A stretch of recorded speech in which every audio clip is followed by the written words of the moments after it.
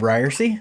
So glad to be along with you today on the Vote Common Good Politics podcast. This is the Common Good podcast. I'm so glad to be alongside with you today. I am flying solo, which is why I didn't have the fancy intro music that I always like to bop my head to as we get started. I'm also coming to you a little late today, and that is because my dear wife, Vanessa, is headed to the We the People ride. She is going to be doing her second stint on the We the People ride. It is a bike ride along the southern border of the United States to highlight the need for a common good border policy and immigration policy. And our fearless leader, Doug Paget, who normally is my partner in crime on this podcast, is done the entire ride along the southern border, and my wife is headed to do the final week with the team as well. She had been on the ride in Texas, and now is going back for the final week as they finish up in Florida. And so I had to take her to the airport this morning so she could head down there. And that's why we're coming to you with an afternoon podcast instead of a morning podcast. Producer Dan's a little bit under the weather today, and so he's not going to be able to be with us. But I am here, and I want to encourage you to, if you listen to the podcast, if you support the work that we do at Vote Common Good, I'd really encourage you to check out this final week of the We the People ride. It's going to be ending on Sunday, and we are looking for 500 people to donate as these last 500 miles of the ride get ridden. And if we can hit 500 individual donors during the course of this final week, there's a donor who is going to kick in $5,000 as a bonus for that. So if you can do that, please check out the We the People Ride website, wethepeopleride.org, or you can check out our social media channels for Vote Common Good, and that would be greatly appreciated. We don't usually do a lot of plugs for money, but it'd be a big help here in the final week of the We the People Ride. And if you're nearby or not nearby and want to jump on a bike and ride across Florida and end up in St. Augustine, we'd be more than happy to have you. So you can do that too. Well, listen, today we're going to be talking about some news stories, some things that are happening in the world, some things that have taken place over the past week. It's been a big week in politics, and so we're going to be talking about some news stories and looking at them through the vantage point, through the perspective of the common good, seeing the political implications of these news stories, how they live at the intersection of faith and politics, and how they're going to impact the things that we care about. And so what we're going to do today is fly through some news stories and talk about it. And if you'd like to chime in the comments, that would be awesome. I've got those up, and I can follow along as we go. I'd love to have your input. I'm coming to you from Fayetteville, Arkansas. Love to see where you are in the world, and so here we go. Let's talk about it. Let's talk about what happened last week. It was a big day, Tuesday. The first major election after Joe Biden's election to the presidency a year ago. Gubernatorial races in New Jersey and Virginia were the two big races that everybody had their eyes on. In addition to the Buffalo mayor's race, which is another interesting one, which probably not going to talk about that much. I don't know, how you feeling after the results in Virginia and New Jersey? You a little nervous? Yeah, things didn't go the way you expected, right? In New Jersey, that's actually, between the two of them, a little bit more troubling to me, because New Jersey is a reliably blue, solid blue state. And And it was a paper-thin margin that the governor of New Jersey, Democratic governor of New Jersey, was reelected. And, it's something to give Democrats some pause. That coupled with the election results in Virginia, where former Governor Terry McAuliffe was running to be reelected and serve another term as governor, and he was knocked off by his Republican opponent in that race, Youngkin, and Governor-elect Youngkin. And, again, another one of those states that over the years has been trending blue. But the reality is that historically in Virginia, Virginia borders the District of Columbia. There's so many people, and so much that happens in our federal political world that has an impact in Virginia, and it's all just kind of part of the same media market and such a, so intertwined. Virginia has this tendency that when there is a Republican in the White House, Virginia elects a Democrat to be their governor. And when there's a Democrat in the White House, Virginia elects a Republican to be their governor. And for some reason, that kind of trend continued. Now, this doesn't bode well for Democrats. If you have been a part of, this conversation that we have on the Vote Common Good podcast, particularly on the Politics podcast, you know that I have been ringing the alarm bell about the midterms for a while now. The 2022 midterms are downright scary to me, and I have repeatedly asked people to talk me off the ledge because the party out of power, in this case Republicans, the party that doesn't control the White House, typically does really, really well in the midterms. In the first midterm election of a president's first term, and so that bodes well for Republicans. And then it's the type of Republicans that are likely to get elected, Trump Republicans, that is really scary. And this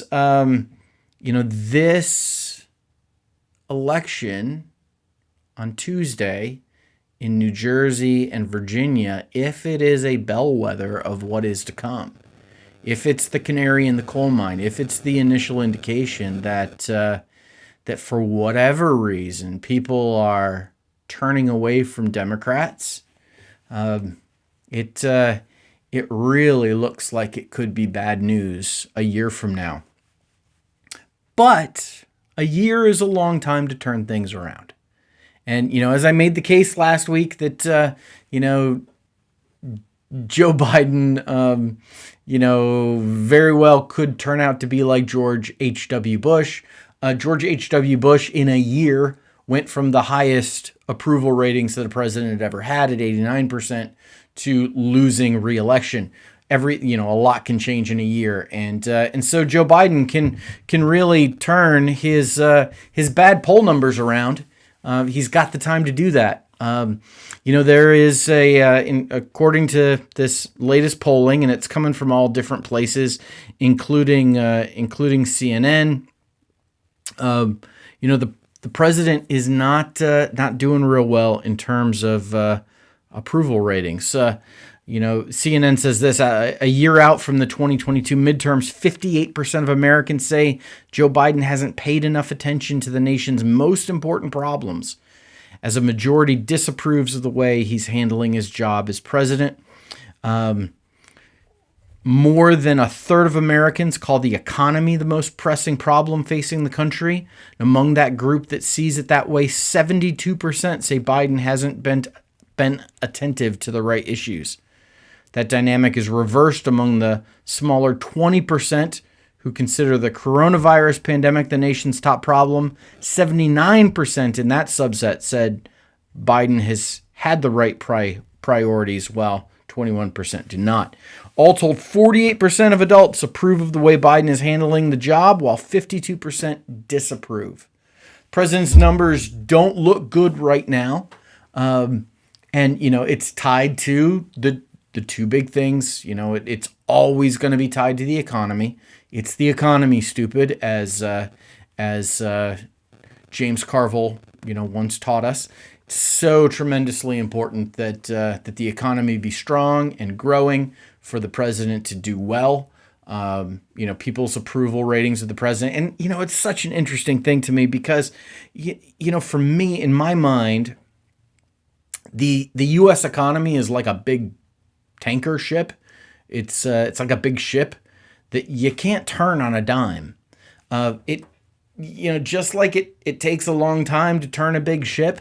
The U.S. economy takes some time to turn, and I often feel like presidents get blamed for bad economies when it was the predecessor's policies who caused that, or presidents get credit for good economies when it was the predecessor's policies that caused that, because whether for good or for bad, it takes time to shift the U.S. economy. And coming out of the pandemic and all of the uncertainty that brought about, this economy is going to take time to turn around. Now, good jobs report came out this last week, and certainly the infrastructure bill getting passed is going to be good news for the economy. Now, how this infrastructure bill gets implemented and is going to be really, really important. So there's still time for Joe Biden to turn things around, Democrats to turn things around to avert disaster a year from now. But that's going to start with winning big with this infrastructure bill. Now, for those of you that were around in the This Guy's Got to Go days, when Doug and I used to do a This Guy's Got to Go podcast about that former guy, the twice impeached, lost more votes than anyone else ever did in his re-election bid, failed former guy, Donald Trump. We used to laugh quite a bit because it seemed like every time the Trump administration got in trouble, which was pretty frequently, they would try to change the conversation by talking about it being infrastructure week. And on multiple occasions, Trump administration officials would trot out to the microphone and say, hey, it's infrastructure week. We're going to tackle infrastructure. We're going to do something about our roads and our bridges and all of this stuff. And infrastructure week, infrastructure week, infrastructure week. In fact, when I was a candidate for the United States Congress, running as a progressive Republican in the state of Arkansas, I'll let you try to figure that out in your brain, but that's a conversation for another time. But when I was running as a progressive Republican, a never Trumper Republican running for Congress, and I was asked by reporters, hey, what do you agree with President Trump on? They were trying to get me with a gotcha question. I used to say things like, well, I completely agree with the president on the need to improve our infrastructure. Like, infrastructure it's a slam dunk, easy, bipartisan win. It's something everybody knows. Hey, roads need to be better. Bridges need to be better. Things need to be better in terms of our infrastructure. And finally, Democrats got it done. Finally, this bipartisan infrastructure bill gets passed. It comes in at the tune of $1.2 trillion. It's a big one. But that's money that is going to be spent in really important ways. Bridges, roads. I live here in Arkansas, and the bridge between Arkansas and Tennessee that goes from West Memphis into Memphis, Tennessee, is closed because it's got a huge crack in it. Bridge over the Mississippi River. It's bad. Our infrastructure needs work, roads and bridges. Now, listen, the good news of this is that this means jobs for people. We're going to be putting people to work, fixing our infrastructure. It's good, hardworking, union jobs that are, this is going to be great for the economy. The bad news is none of us like sitting in construction traffic, and, we probably will be doing that. But that's what we have to, if that's the sacrifice we have to make, come on, folks, that's the sacrifice we're going to have to make. There's also money to increase and modernize our public transit, including modernizing the train system. And, I've been big proponent of high-speed rail, would love to see that across the country, and would encourage that some of this money gets spent on that. The infrastructure bill also includes a broadband update, which is so tremendously important. We've seen that so much of our economy is built on commerce that takes place online, and we have education where kids are, throughout the pandemic, it highlighted the need for there to be internet infrastructure, especially in rural areas, and this bill is going to include a major improvement in the country's broadband infrastructure, which is great.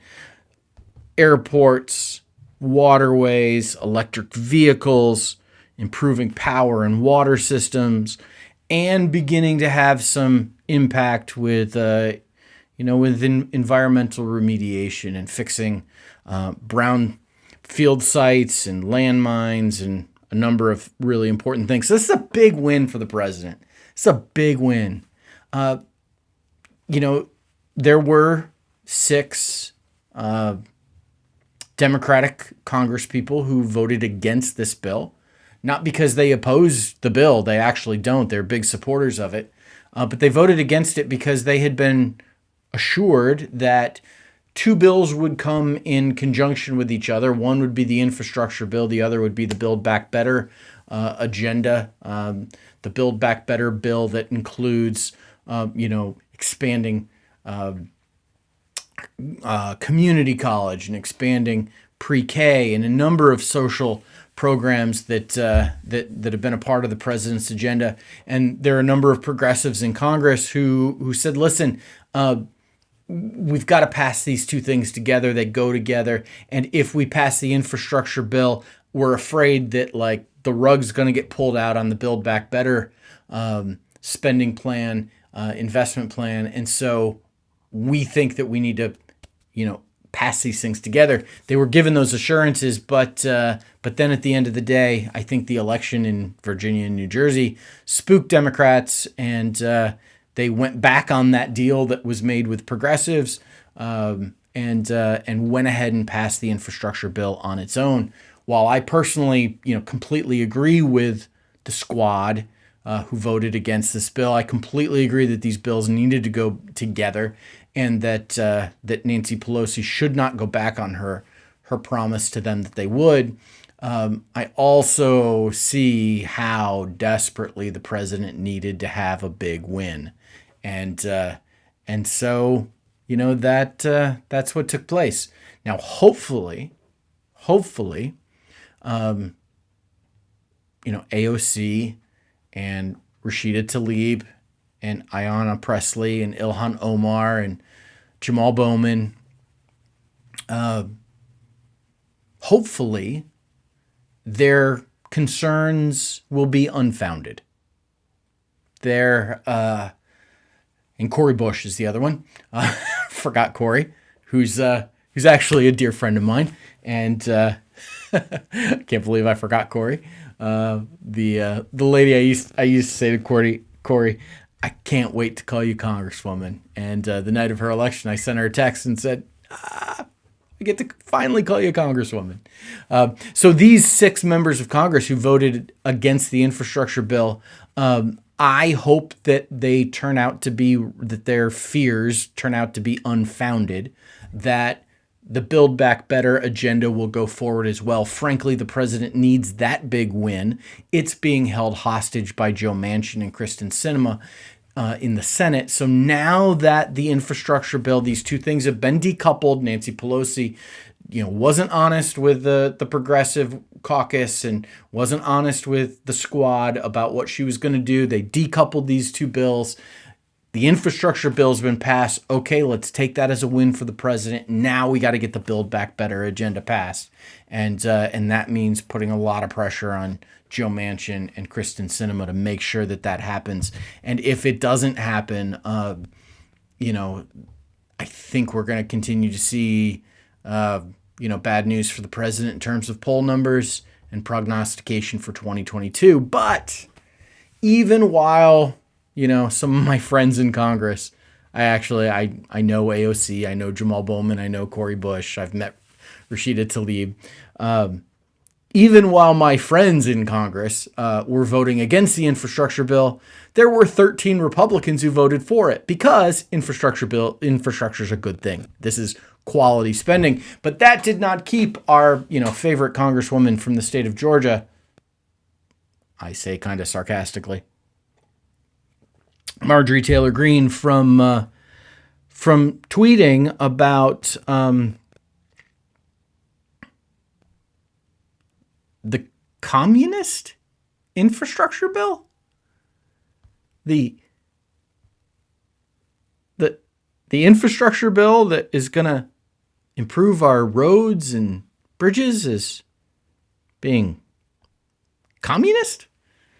Marjorie Taylor Greene tweeted that this was all a part of Joe Biden's communist takeover of America via infrastructure. Communist takeover of America via infrastructure. I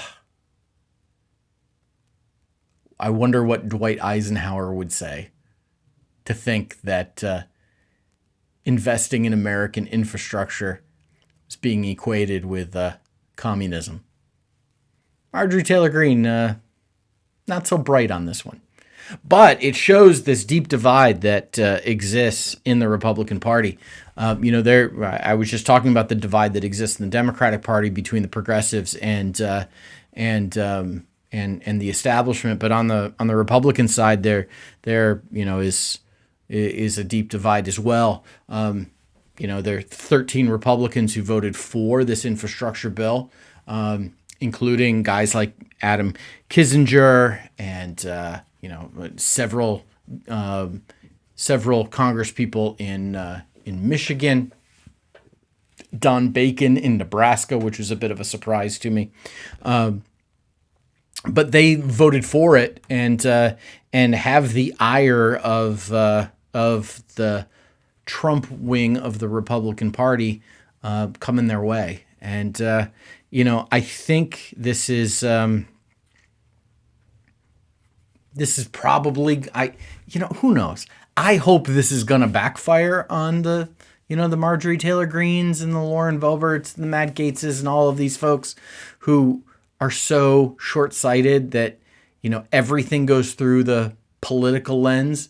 They would rather do what's bad for the American economy and the American people, like if that means doing something that's good for Democrats, like giving Joe Biden a political win. Marjorie Taylor Greene, Matt Gaetz, Lauren Boebert, and the like would rather hurt the American public if it means, hurting Joe Biden, and their loyalty is showing, and it's ridiculous that their loyalty is with their own political winning. But that's this rise that we've seen in voters and Congress people whose values aren't conservative, whose values aren't even traditional, but whose values are authoritarian.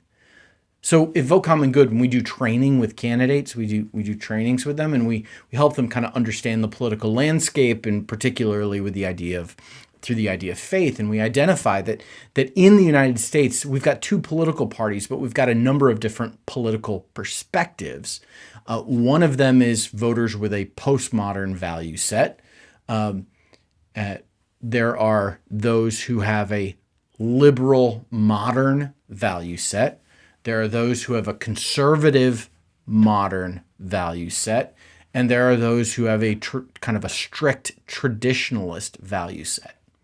And each of those value sets cause different issues to be important to those voters.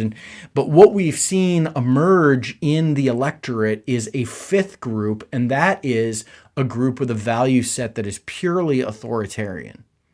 And they are willing to throw out all other values for the sake of winning. Winning, takes precedent.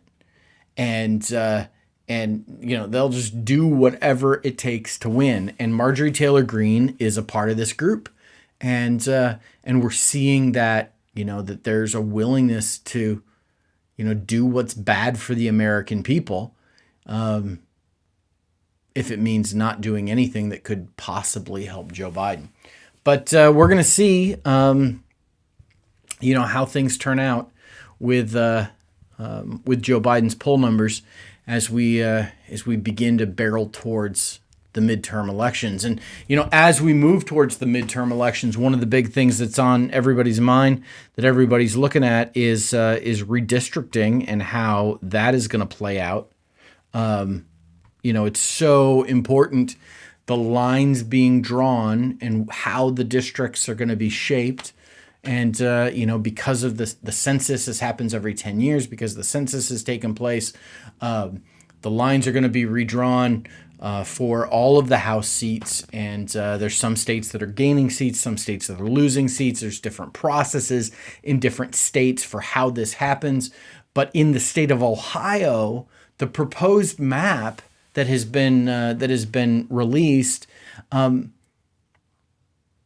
makes it really difficult for Jim Jordan to win re-election. Now, this is a bit of a surprise because typically Republican legislatures, like they have in Ohio, protect Republican seats, but for some reason, Jim Jordan, congressman who's famous for two things.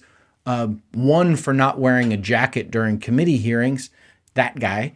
And two, more importantly, for looking the other way and not reporting sexual abuse that took place in the wrestling program at the high school where he was a coach, or maybe it was college. I can't remember all the details. But Jim Jordan's that guy, like one of the worst Republicans there is. And his district is, like, in this proposed map, is being eliminated, and how it would line up is it would actually pit Jim Jordan against Joyce Beatty, who is a Democratic congresswoman that represents much of Columbus. And the way this map lines up, it would pit the two of them against each other, which would be like, a dynamic fight between two sitting members of Congress running against each other for re-election.